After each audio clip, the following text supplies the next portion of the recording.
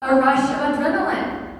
Maybe it's catchy words or a really good drum beat, and we love that. But sometimes it's more about our experience and less about our devotion, which is giving our love, our trust, and our allegiance to God.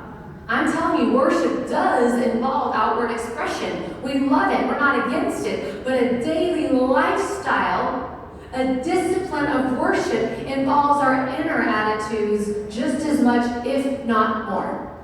Humility, faith, gratitude, surrender. These are the inner attitudes of a lifestyle of worship. We sing beautiful songs. I love them. We sing things like, "You're my everything.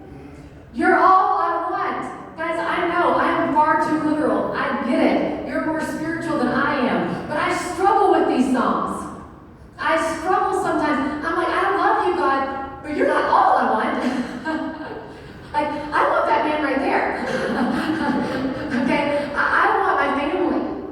I want happiness and fulfillment and safety and peace. I want a lot of things. And if you're honest, so do you.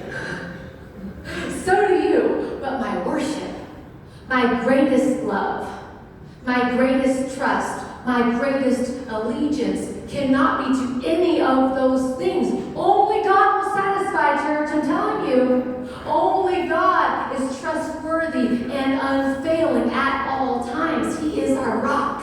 He is our anchor. He is the firm foundation on which our family is built, on which this church is built.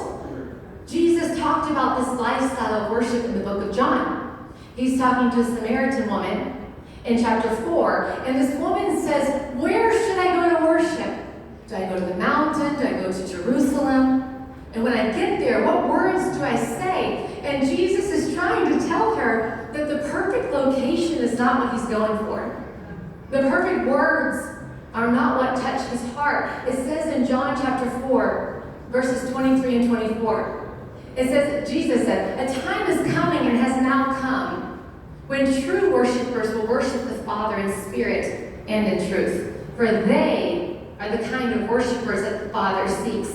Verse 24, God is spirit, and his worshipers must worship him in the spirit and in truth. Jesus says, worship me with your spirit, with your whole heart, with faith, not with fancy and sometimes, let's be honest, empty words.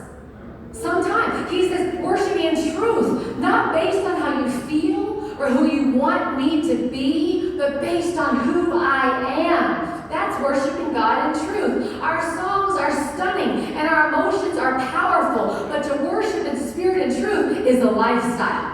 That is a lifestyle. Listen to this because it's true. The words you sing from a screen on a Sunday may cost you nothing.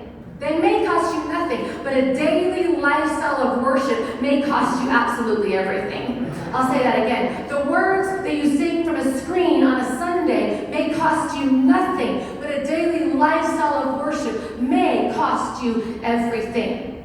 When we offer our outward expressions, that can be easy, but offering our daily inner attitudes is hard. It is. Choosing humility over pride, that's worship, and I had to do it this week. Maybe you did too. Choosing gratitude over offense can be hard. I had to do it this week. Maybe you did too. That's worship. Choosing faith when things are really scary. We've had to do that this week. Maybe you have too. That's worship. Choosing surrender over comfort. Church, those moments are unseen by most, if not all.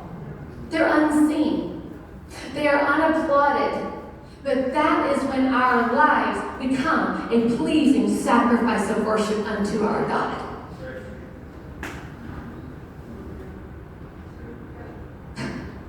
A lifestyle of worship. Worship is a daily lifestyle. It is not a weekly experience only. It is not. Point number 2. Worship is not just a lifestyle. It is also a catalyst. A catalyst is something that provokes or accelerates, speeds up a significant change. A catalyst sparks a transformation. A catalyst provokes or accelerates a significant change, and it sparks a transformation. In Psalm 22, it says that God inhabits the praises of his people. I want you to think about that. When we praise, when we worship, when we lift our attention, when we lift our faith, God, the God of the universe, inhabits it. He dwells in it. He lives and he moves in it. And something happens. This is a catalyst. It's a catalyst. It causes a movement, a shift. There's an acceleration. There's a catalytic movement from earth upward when we worship. It's an amazing thing. When we praise, things are shifting in heavenly places that we cannot see. I want you to catch a hold of this. When you're worshiping God, there are battles that are being fought in spiritual realms that you